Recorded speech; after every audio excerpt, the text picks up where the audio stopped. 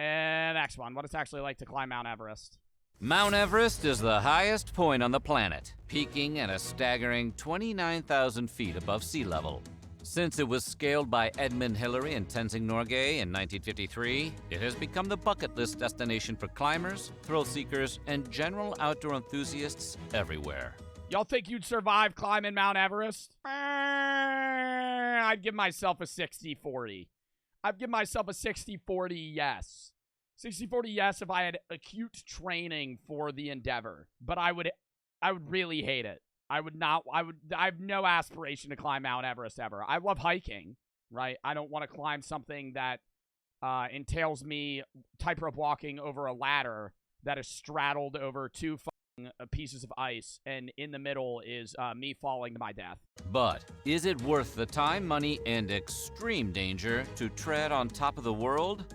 Today, we're taking a look at what it's actually like to climb Mount Everest. Okay, hope you're wearing plenty of layers because we're going all the way to the top.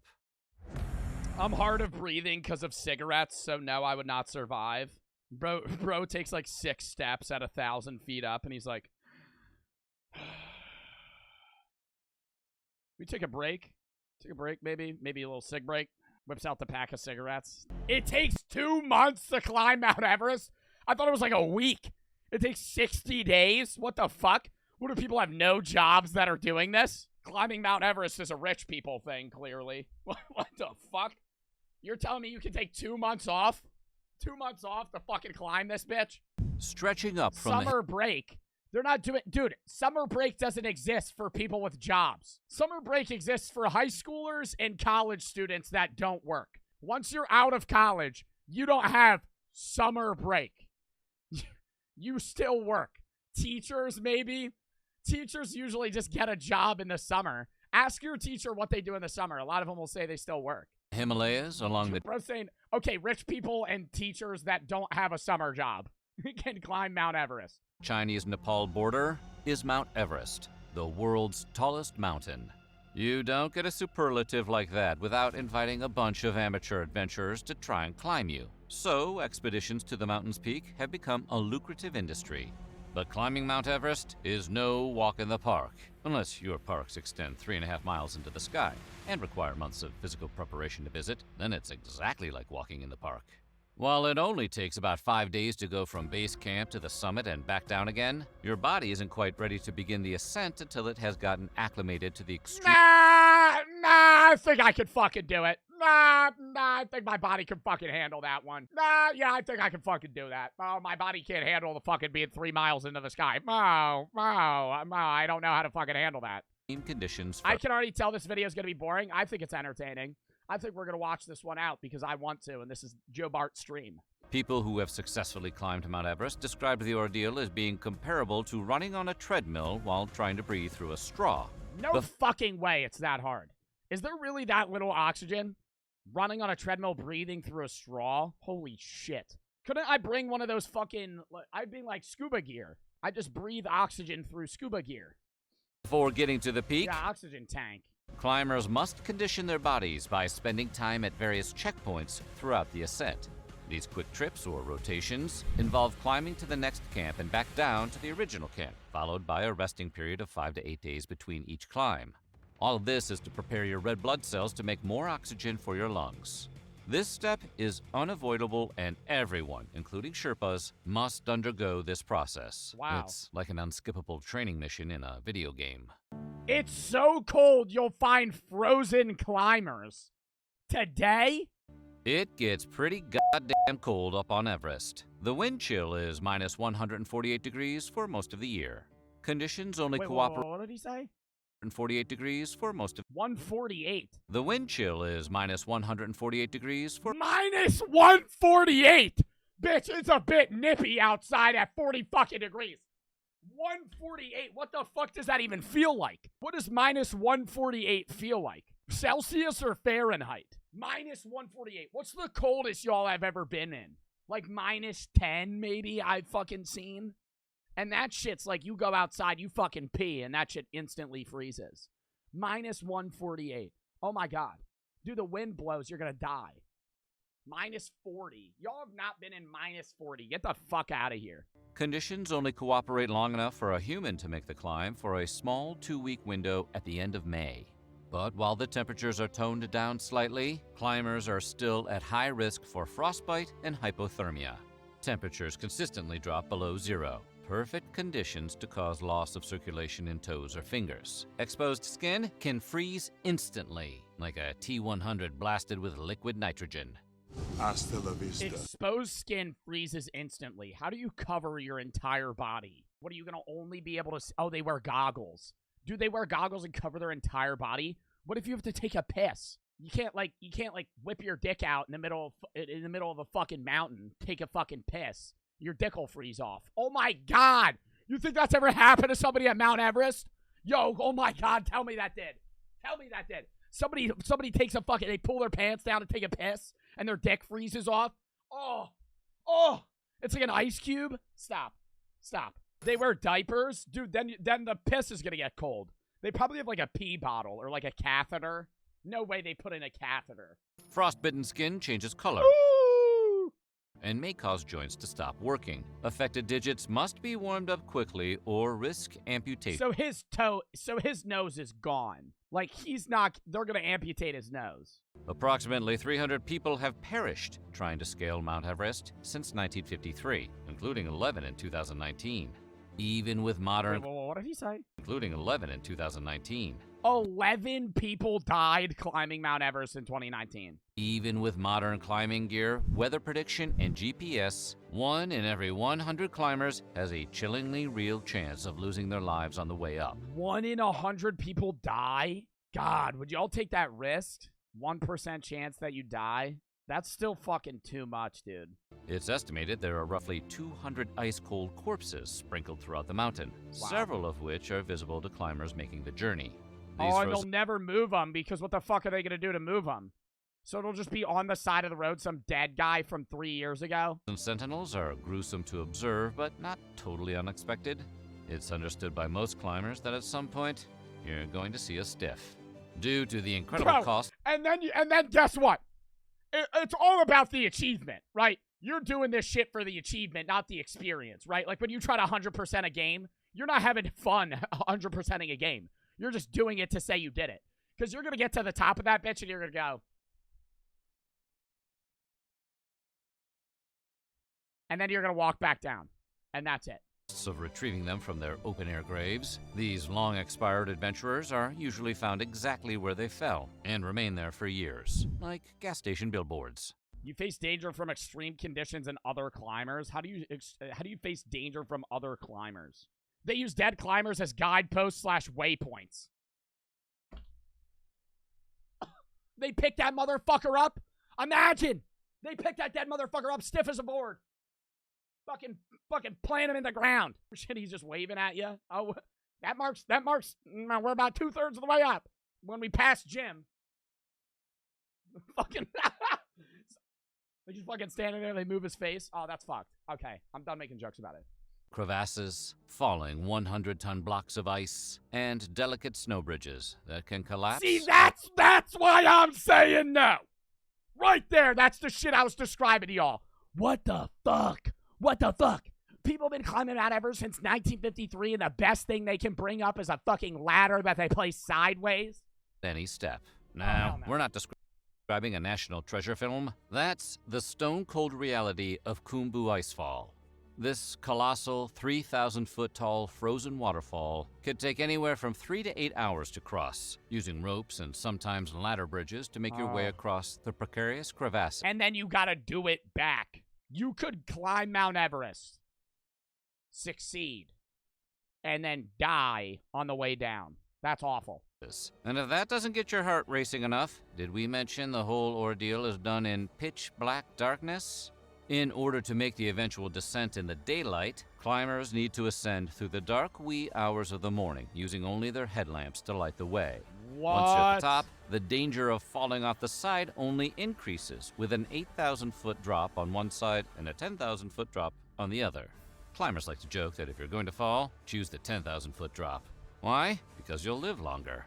While making your way up any mountain... Oh, no, good old climber joke. You know, me and my buds that climb Mount Everest. You know, when you climb to the top, you just say, you're going to fall over the 10,000-foot one. Yeah, you'll live a little bit longer. Am I right? Him on the way back. Mountain, a climber can begin to develop a condition called acute mountain sickness, usually causing lethargy and headaches. But once you enter what is known as the death zone of Everest, those light symptoms can take a dangerous turn, which you probably guessed by the name. In addition to risks for a stroke and heart attack, a climber's lungs and brain are vulnerable to edema. High-altitude pulmonary edema, or HAPE, causes the lungs to fill with liquid, leading to shortness of breath, fluid-filled coughs, and the choking feeling of suffocation. So, leave the Marlboros at home. For the one chatter that said they smoke ciggies. Can't bring them. Wait, why aren't you allowed to bring cigarettes, though? I don't understand. Every climber goes through some form of this nightmare scenario, and the symptoms can range from the obvious, like rasping lungs, to dangerously unobvious. And if you wanted some more scary acronyms, HACE, or high-altitude cerebral edema, is another condition which causes nausea, delirium, and brain swelling due to lack of oxygen. This can lead to some pretty odd behavior, such as shedding clothing in the frigid temperatures and talking to people who aren't there.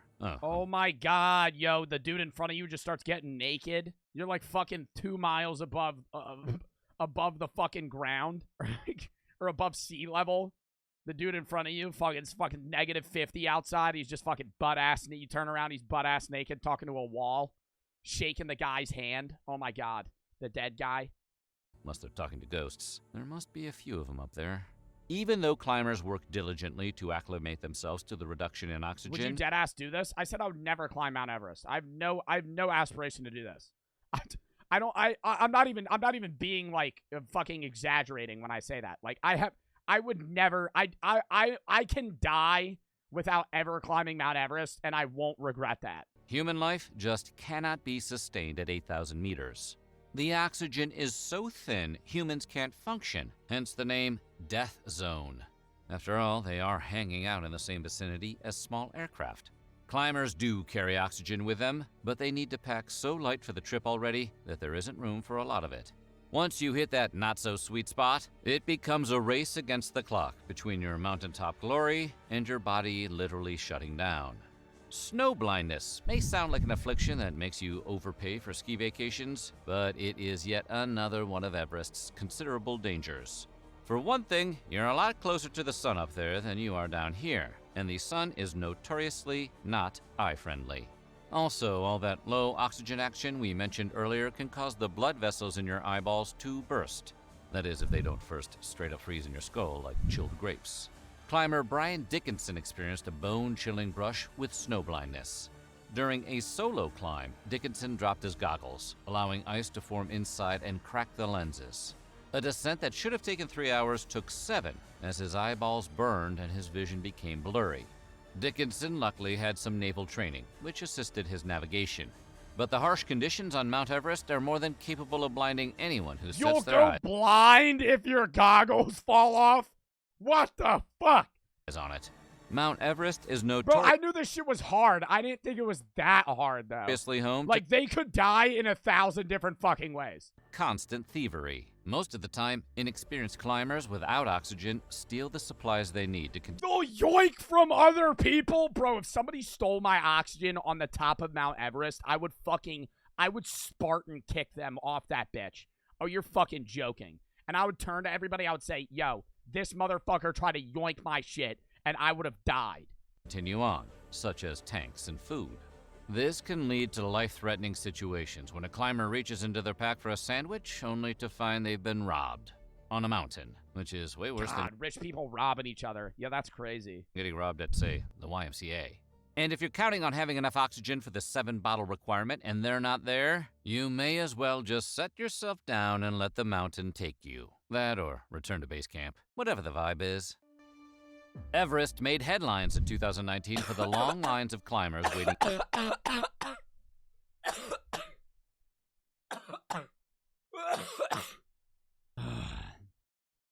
You know when you would drink. Oh my God. You know when you drink water and it goes down the wrong pipe? Oh my God. Okay, I'm good. At the summit, and the lives lost as a result of being stuck in the punishing cold.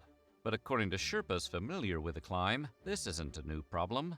Long lines are annoying at Disney World or the DMV, but a stalled queue at the summit of Everest can cause an agonizing demise. And the longer you wait in line, the less time there is to experience the view and savor the grueling accomplishment of reaching the very top. This overcrowding issue has been blamed on Nepal issuing too many climbing permits. But the weather is also partly to blame for the 2019 fiasco, which shaved the normally fair-weathered window from 2 weeks to about 1 day, causing a rush for the summit. A rush for the summit? Ew. I was gonna say a rush for the summit. I just go back and do it another year. What the fuck? I knew there was trash on the top. Just a bunch of poop. One less obvious challenge of attempting to scale Everest is that there aren't exactly any rest stops along the climb. Yeah, no, I already said that. I said taking a piss, your dick would fall off. So, to put it maturely, where does all the poop go? Climbers have reported taking steps to constipate themselves for the journey, but when nature calls, you are obliged to answer. Digging Bro, a I hole. just shit myself. I would just deal. Oh my God! But then that whole time you're just climbing up and you feel the poop just kind of like rustling around. Or you got like a wet shit. Oh, that'd be the worst. Hole in the frozen ground is one option, but that gets increasingly difficult to do the higher you go.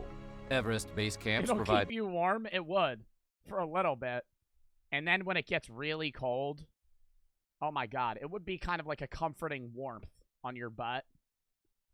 And then after a bit, it'd probably get pretty sticky, and then it'd feel like you have rocks in your pants. blue barrel toilet substitutes that can be carried to frozen lakes or emptied into pits. And you'd probably get an infection, yeah. But climbers should still expect to find surprises littered throughout the hike, like a frozen dog park. And all that poo can't break down in the freezing temperatures, so the waste shrivels up and releases dangerous gases, which can contaminate the water supply and spread sickness through the base camps. The hundreds of climbing enthusiasts who flock to Everest every year are also devout littering enthusiasts, leaving their trash behind after they head out. Gas canisters, oxygen bottles, broken camping equipment, and slews of unnecessary items get left behind.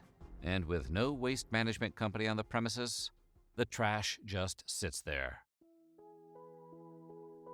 It will cost tens of thousands of If dollars. the Yeah, y'all were saying teachers were gonna climb this bitch. It's rich people. hellish conditions of this haunted, corpse-filled mountain don't kill you, the price tag just might. Serious climbers willing to reach new heights have been known to shell out tens of thousands of dollars just Usually to get you get a sponsor. Who the fuck is gonna sponsor you? a crack at that radical rock. It costs over $40,000 to Not hire every person that's climbed. I would say 99.99% of the people that are climbing Mount Everest aren't influencers. Who the fuck's gonna sponsor them to climb that shit? There's no news coverage on it. a good Sherpa, and trust us, that's one area in which you shouldn't skimp. Some of the best climbers can convince companies to sponsor their attempt, but most regular schlubs save up for decades to complete the There it is. sometimes $130,000 trip to Everest's penthouse. 130,000. Also, Everest does not offer refunds. So if the weather is bad when you make your trip, odds are you're just going to eat that cost, which includes No, I'd get my money back. No, I'd get my money back. I pay some fucking dickbag 30 grand to take me up that bitch. The fucking weather's shitty. Give me that back. Give me that back, you fuckhead. $7,000 for a permit, airfare, lodging, and food. Tack on the cost of the required medical evacuation insurance and climbing. Yo, some dude yoinks my oxygen on Mount Everest. I'm putting laxatives in his water. He'll fucking freeze to death ass up. So what do you think? Would you ever try to make it to the top of Mount Everest? No, I probably wouldn't. A world isn't ready for Gen Alpha. Or the world isn't ready for Gen Alpha. Lock in. The world isn't ready for Gen Alpha. Lock in.